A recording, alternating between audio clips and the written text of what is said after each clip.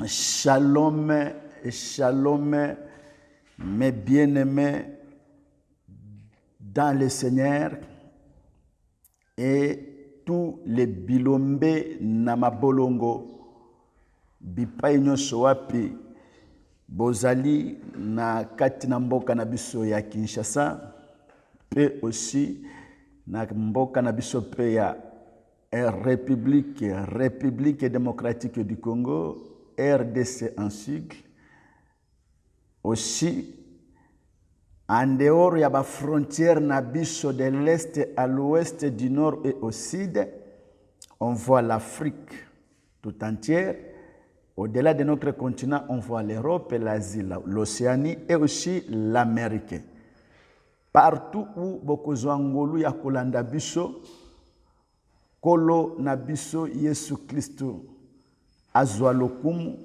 Pourquoi? Parce que yemuto asali biso grâce ya kozala encore en vie, comme on appelle mukolo lope lokol, et aussi apambola bino nyonso pe wapi bokozwa ngolu ya kolanda biso à travers notre chaîne JBM TV sur plateforme YouTube et aussi sur Facebook, la page na biso ya groupe d'intercession Bilombe na Mabolongo.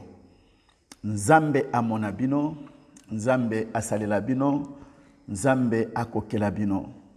E bisika nyonso bozali, soki ke olandi biso pelokola, ko hésiter te bien-aimé, ko zwa doute te pona tina na biso, zwa ta ya kweba koma ko s'abonner ezala tako sur chaîne na biso YouTube JBM TV, ezala tako sur page na biso Facebook ya groupe d'intercession Bilombe na Mabolongo.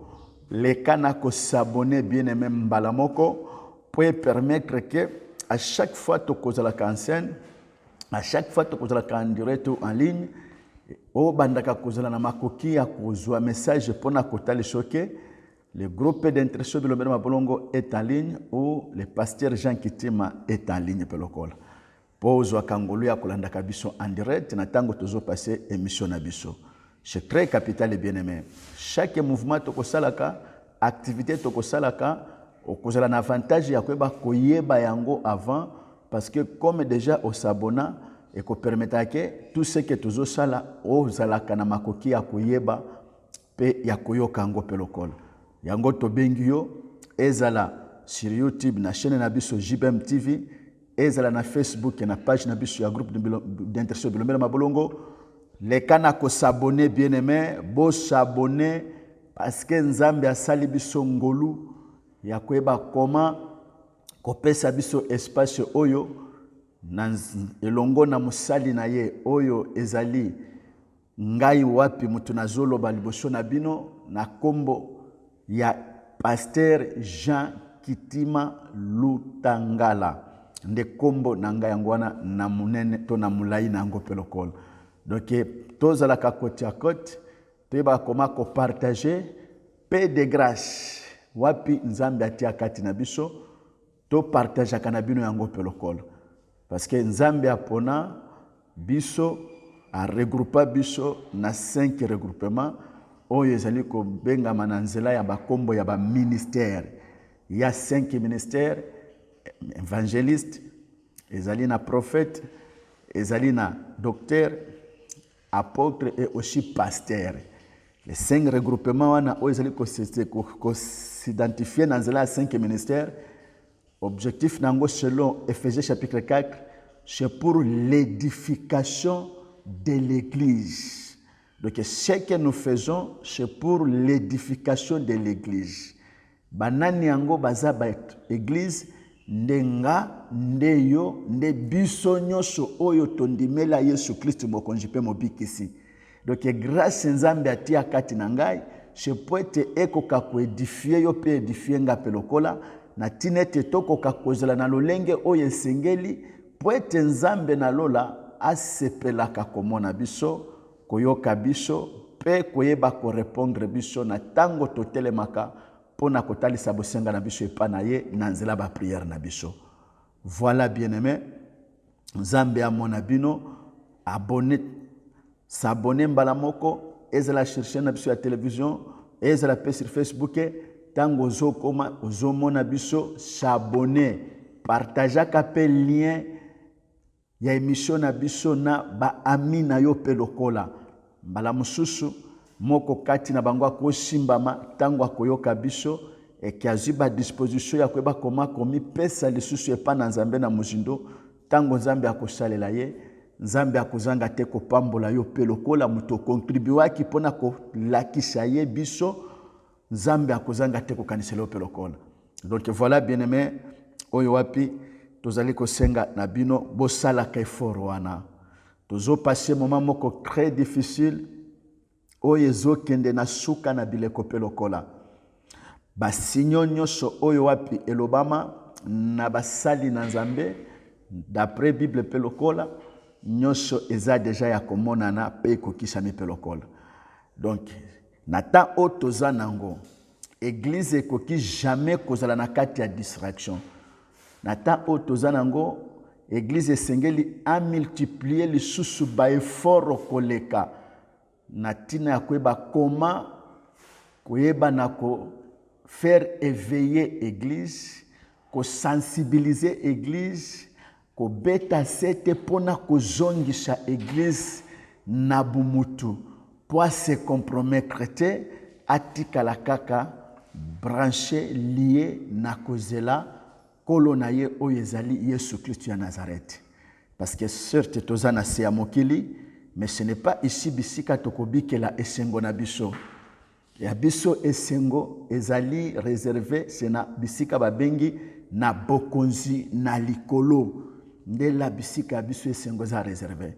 Mais awa tokozala tokobika otokobika mais eza esengo ekokate parce que Christ ye moko alobaki ke na tango batunaki mutune pana bayekoli kolo totiki nyonso tolandi yo tokobika nini. Yesu atali a répondre bango eza na mutu moko te oyo atika nyonso pona ngai baboti na ye papa mama bandeko na pe lokola biloko na ye mboka na pe lokola alandi ngai azanga kobika mokama likolo na mokama kasi avec persécution. C'est comme ça Christ lobi au centuple avec persécution et siècle à venir la vie éternelle. Donc tout comme bénédiction to stabilité qui m'appelle au col wapi to kolokato bika na se ya mokili e kozala kimia ya kokokate et kozala kimia e ko satisfaire bisote parce que okoki kozala na bambongo na yo me ozokufa na maladi yebisanga kimia za wapi. Okoki kozala na mbongo na yo me ozokuta na ba problème mwana no abimi na mutu kake kotuta mutu bakangie na prison okomi kolala na ba insomnie ba stress na mutu pelokol. Okozala na mbongo me ovandi boye okomona mwasi na yo akei kosala trafic d'influence bande kono ba kosala trafic d'influence bazo sala n'importe quoi na kombo na yo o makambo yo yebipete tango bazola de la filière bazokuta ke baza batu boti na nzela na pelokola bandiko convoquer na ba parquet. Est-ce que ça kimia kimia te bien aimé kimia ekozala nde na bokonji na likolo balobi ke au centuple avec persécution vie terrestre mais la paix dans sa totalité oye ko permettre que to vivre na kimia nyonso pe sengo nyonso ezali nde na kati ya bokonji na likolo kuna maladie ekozalaka te koswana ekozalaka te kofundana na ekozalaka te o bitumba ekozalaka te onde bayininga ekozalaka te donc kuna tokozala nde bilobike tokozala neti ye donc makambo nyonso ezali kosala ke mutu azanga kimia azala instable bona boye na lole ekozalaka te. C'est pourquoi quand on prie tozo prier kaka te pona kobika bozwi ya se ya mokili tozo prier pona kobika tango toza na se ya mokili moi minimum oyo kosunga biso pote tozala na kimia. Et aussi, ce que nous visons, plus que tout, c'est la vie éternelle. C'est la vie éternelle. Ce que tozoloba, c'est très capital. Très, très capital pour enseigner le mutu. Ayeba koma kokanga yango na mutu na ye. Tozo sambela, non seulement kaka poto bala, non seulement kaka poto bika etonani toto zombongo mais kasi koshambela pona komona nzambe mukolo na suka. Tozala mpe ba réaliste surtout très na biso ya franc parler ezalaka plus koyeba koma ko longola légèreté nyonso oyo eutaka na maloba ya basali mususu selon niveau ya compréhension na bango pe ya boyebi na bango pona koluka ko compromettre parole de Dieu. Tobundaka makasi wana bongo. Na ndenge nini ndenge na utai kosala allusion na ba émission passée ya kolobake les péchés ne donnent pas pardon la grâce ezali kopesa tenzela na mutu abanda ko vivre na kati ya péché comme modèle to mode de vie bongo te ce que landi ba émission na biso ko banda mercredi lundi okomona ndenge to umela ki place wana pona kolobela makambo oyo parce que zana batu mususu oyo bazolo bake comme nous sommes sous la grâce tu peux faire masumu mais ekosala nango eloko moko te yango te mutu ekosala pote nzambe aboya yo. Faites attention tolobaki mingi mususu pe tokoki kobakisa pe lokola ezana balangage mususu elobamaka pe comme nous sommes déjà en Jésus-Christ toshi tondimela Yesu Christ Masia bokonzi na likolo eza déjà acquis pona biso. Oh, Jean Kitima vraiment bien aimé, pardon et pardon na bolingo na nzambe vraiment na sengi yo. Zalaka na ba retenu avant ya koloba n'importe quoi. Et zalaka pe na moi langage comme motangisi. Ya koluka ko faire comprendre batu ce que ozoloba. Kolobango na ndenge ya bupetete ou bien ko salango lokola ba imur ou bien ko bango na kati kaka brutalité pété. Eza balangage lobaka bongo. Lokola tondimeli Yesu Christ Masia, toza déjà na bokonzi na likolo. Donc tokoki le suko mitungisa te pona kotona makamba bokonzi na likolo, awa ikomi jusqu'au délivrance ya bomo na yo. Oh, il faut pambwama. Oh, il faut voyager. Oh, il faut koma na mbongo biloko na bongo. Te. Omoni langage wana tosungana bino na biso ndenge tolobike mutu na mutu ayamba niveau ya ngolu nzambe apesa ye na capacité na ye ya connaissance pour na édification de l'église. Donc, toyamba Yesu Christ mon conjupe mo bekisi. Ce n'est pas kotatola na maloba na yoke nandimi na yambi Yesu Christ mon conjupe mo bekisi ya vie na ngai, ce qui fait de toi déjà candidat ya vie éternelle. Te il faut maintenant que se conformer na maloba. Ozali ko appartenir le susu na yo moko te, okomi ko appartenir na Jésus-Christ. En marchant, en pratiquant et en faisant ce que lui a lingi. Donc aujourd'hui, bon ya Christ, parcours ya Christ comme mode de vie na yo. C'est ça que vivre en Christ. Okoki koloba eza nango maloba pamba. Mais en dehors ya maloba wana okomi ko vivre vie mususu. Au trahir déjà, tu n'es pas digne. Chez cette maintenant ba serment oyo batu basalaka ba avocat, ba magistrat, ba soda, basalaka ngo.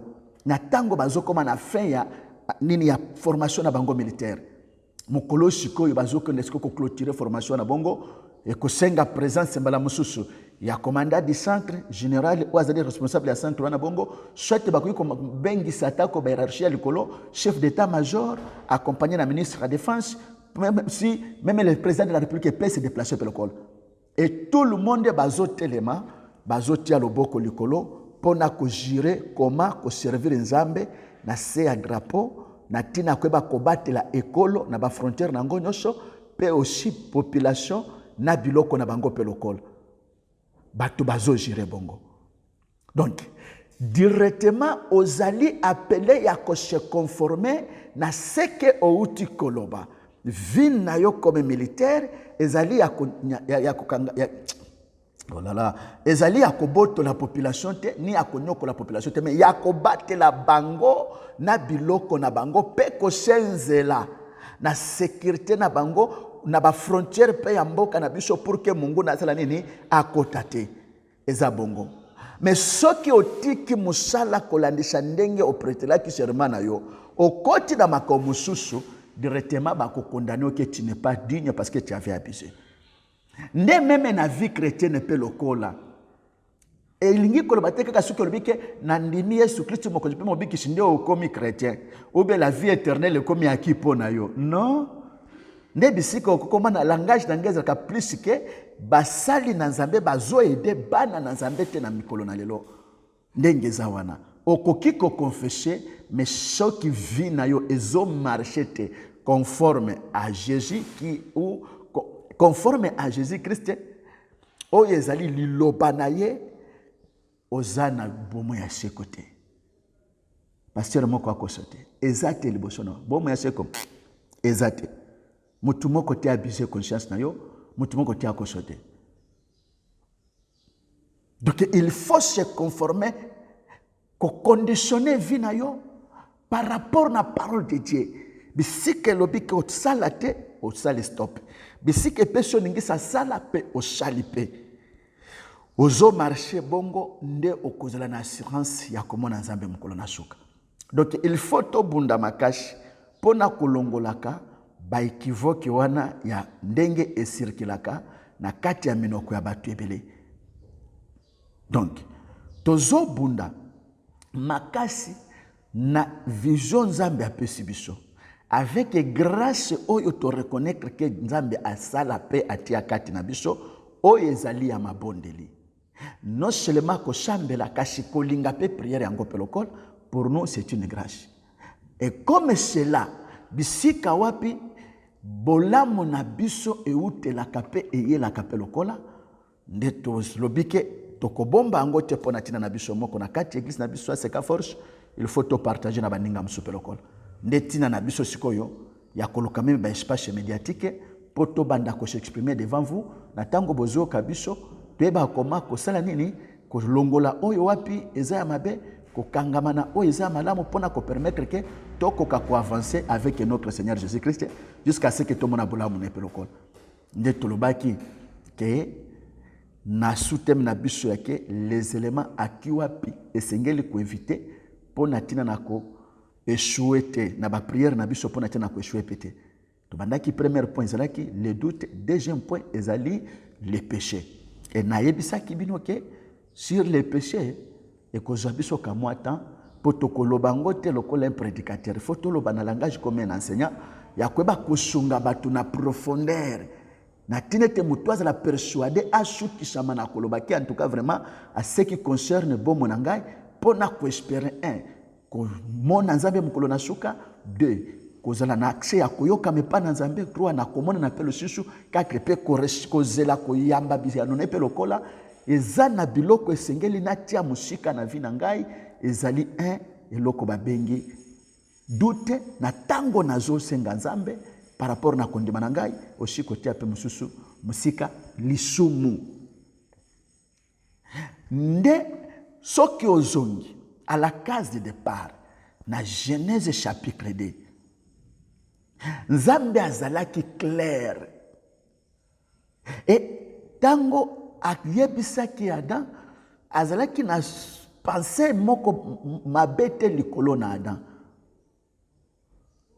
mais ayebisi pe akebisaki déjà d'où Adam abengamaki na kweba kotosa pona ko espérer kobika oyo Nzambe a prometaki ye ki akobika kana tango nyonso akobanda kotosa ngo pelokola wapi malako apesaki epeti akei kotalise pe na conséquence nini ekozala oka ya kozanga kotosa malako na ye nde okomona eloko oyo eyelaki Adam na tango tobandaki kolobela ke la grâce ezopesa te nzela na mutu asala n'importe quoi comme péché pona kobatama sous la grâce. Non. Nakende komata muke pona kotalisa bino ke même Adam tokolobake lui aussi vivait sous la grâce et il avait trouvé grâce devant l'Éternel. Pour ce qui est la création d'abord, dans un monde de la création. Tu as dit Genèse chapitre 1 du premier verset, c'est le dernier verset. Tu as dit comment Genèse chapitre 2, pour tu comme dans verset 14 et 15, qu'on a bon goût. Tu as tous ces 15 ans. Adam aza ekelamu kati na bikilamu d'une manière générale. Ekelamu kati na bikilamu, Nzambe akokaki kotika Adam sous forme ya mutu aponi nzete. E nzete nde mutu elingaki ezala na ampleur na place ya mutu. Donc eloko nyonso oyo ebengami ekelamu oyo Nzambe akokaki koponake na nzela nango nde ansa servir nango po kombo na ye eyebana na se ya mokili elingaki ezwa ampleur kaka. Adam azwaki ampleur te parce que bakelaki ye na elilingi na Nzambe te. Soki Nzambe aponaka ta mabanga nde na minute oyo masolo ebetamaka nde ya mabanga no ya batu. Et biso batu tungezo kaka to exister lokola bikilamu nyonso pe lokola mais du moins natina ya kozalisama na valeur na misu na Nzambe, ça pouvait être nde libanga on Nzambe ponaki pona kotia yango liboso na ekome eloko ya lokumu na nzela na yango nde biloko nyonso eyebaki ya Nzambe. Donc comme Adam aza ekelamu parmi bikilamu, du fait kaka ya ke Nzambe koshepelake asala ye na elilingi na ye kolandisa ndenge ye pe azali, c'est aussi une grâce parmi les créatures. Na ebite soki bokolandanga malamu bisika bozali. Donc directement tokolobaki aussi que Adam avait trouvé grâce devant l'Éternel. Point comme ekelamu préféré devant Nzambe ke bikilamu nyonso. Adam avait trouvé grâce. Mais la grâce qu'il avait trouvée devant l'Éternel, et ça là qui te peut être à comment être supérieur ou superbe. Non. Malgré grâce, Nzambe atiela qui est mibeko ya kotosa. Alakisa qui est conséquence ya malamu na tango ya botosi, aussi conséquence ninde kozala pe ya mabe na soki botosi etalisami te par rapport na mobeko atiaki wana bongo. Et tango Adam abandi ko vivre na kati ya jardin, tango aye ko se compromettre pona ko désobéir, Nzambe a hésité quitter pona ko faire accomplir tout ce qu'il avait prévu pona tina na Adam au cas de désobéissance. Et la désobéissance ndenge touti ko pesa na définition ya péché tolobike, c'est la transgression de la loi divine ou la désobéissance de la loi divine. La transgression ou la désobéissance vis-à-vis à la parole, ça devient maintenant le péché. Et c'est sur base de ça, Nzala qui te Nzambe asala nini a éloigné Adam musika na ye. Donc eza matière moko oyo, il faut tolo belango na kimia nyonso en tête reposée. Avec souci à persuader mutu nyonso oyo azo vivre na vie chrétienne, mais nano atikala cause la persuader te na makambo na lesomo. Parce que souvent ceux qui tokoti na kati ya mangomba okokuta kaka ki bandimi bazalaka turu kaka na balangage moko boye contre pasteur na bango.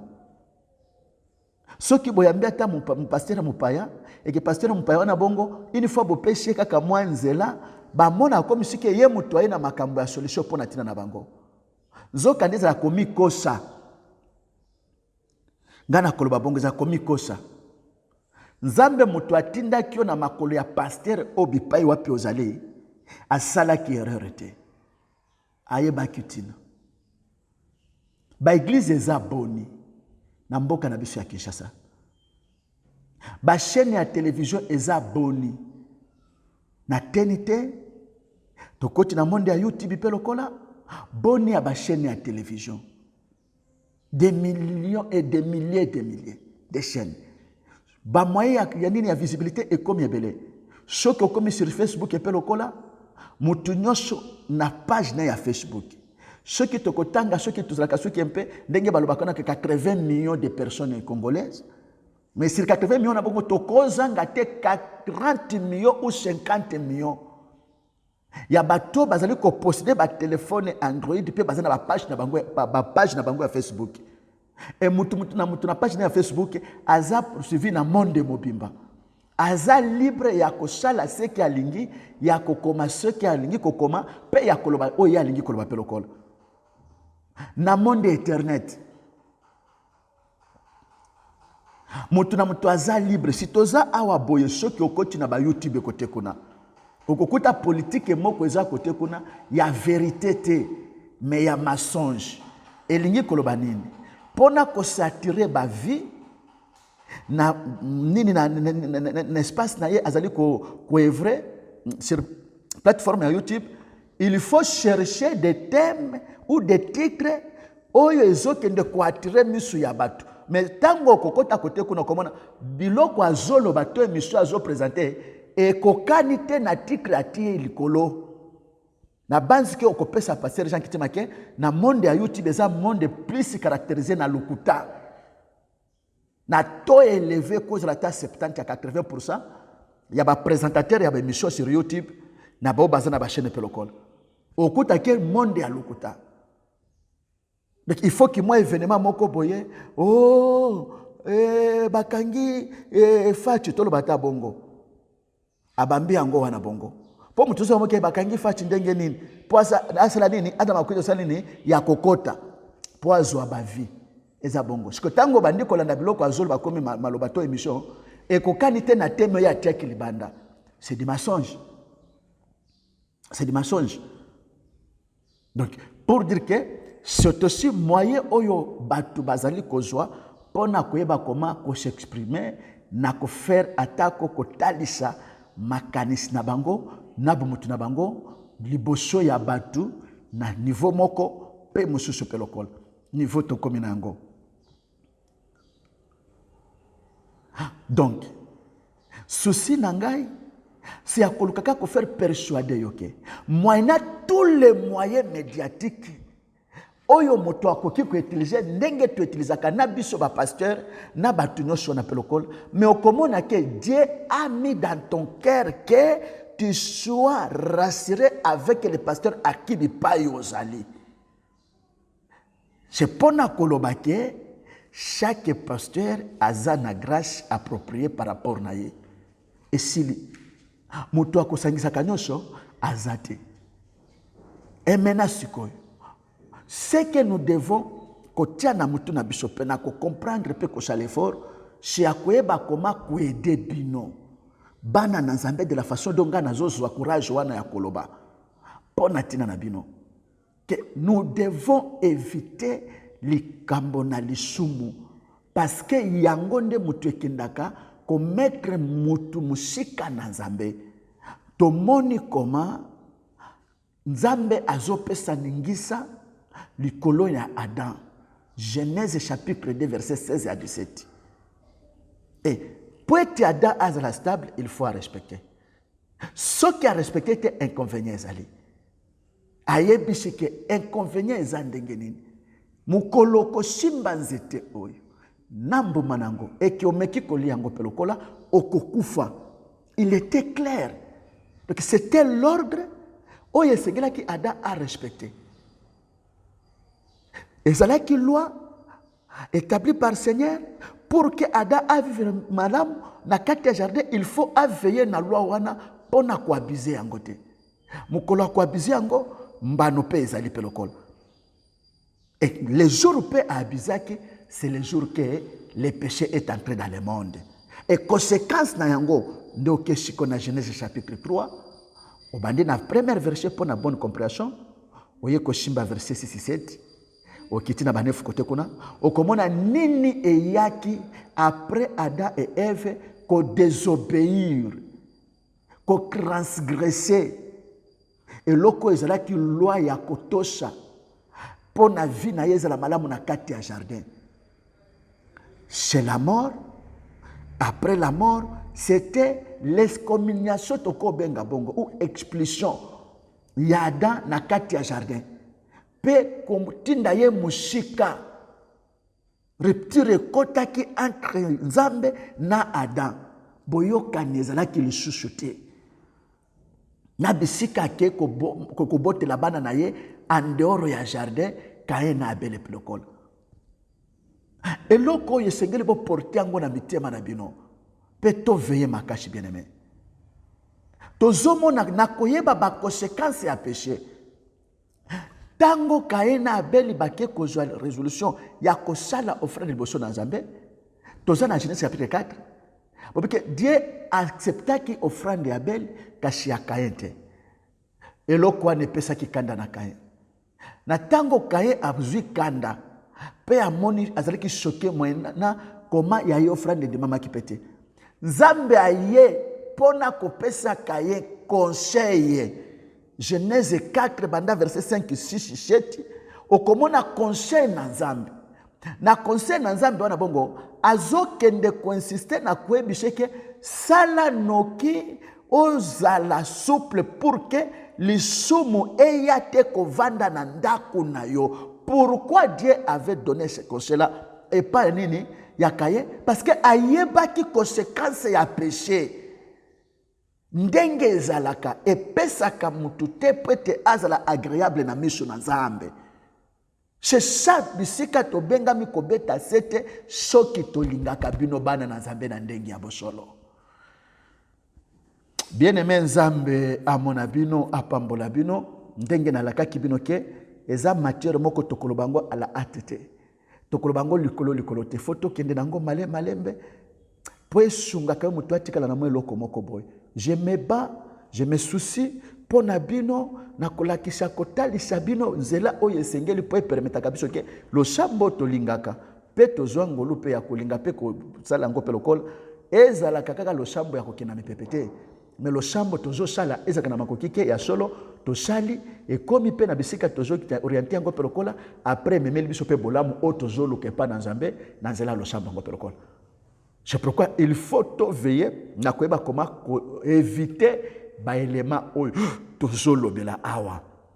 Donc péché c'est élément ya koyeba ko éviter na vie na yo mu Kristo wapi olingaka mabondeli po ete mabondeli na yo ezala ka efficace ko comme pa na Nzambe pe ko bendelo bola mo pelokol.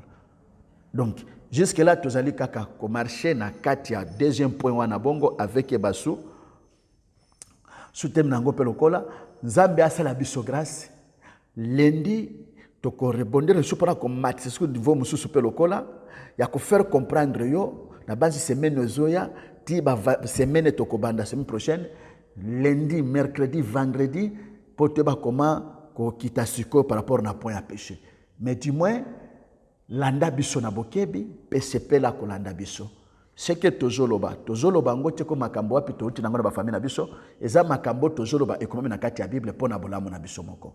Donc soki to ko maîtriser connaissance oyo to ko tiango na misala Nzambe akodecevoir biso te pe to ko mona bolamu na Nzambe lekolo na biso. Vraiment lelo to sukeli azeka moi lo na émission to sala ngo comme conseil moko boy na mutu nyonso akolanda biso et lundi to ko kota lisusu na profondeur kaka na place oyo ya Genèse chapitre 2 verset 16 à 17 aussi Genèse chapitre 3 pelokol pona lelo to sukeli awa viata Nzambe apambola bino ba adresse na biso moya kokuta na biso pelokola nyonso eza place wana soki okoti ezala na Facebook ezala na nini na YouTube na page na chaîne na biso okomona ba mentionnaka adresse église na ba numéro na biso de contact soki obengi biso okozwa biso toko partager na banske Nzambe akozanga te kosunga yo. Vraiment Nzambe apambola bino wana ezalaka penza esengo na biso komona bino kopambwa kolo amona bino pe asunga bino tokutani na mission ekoya liboso. Bye.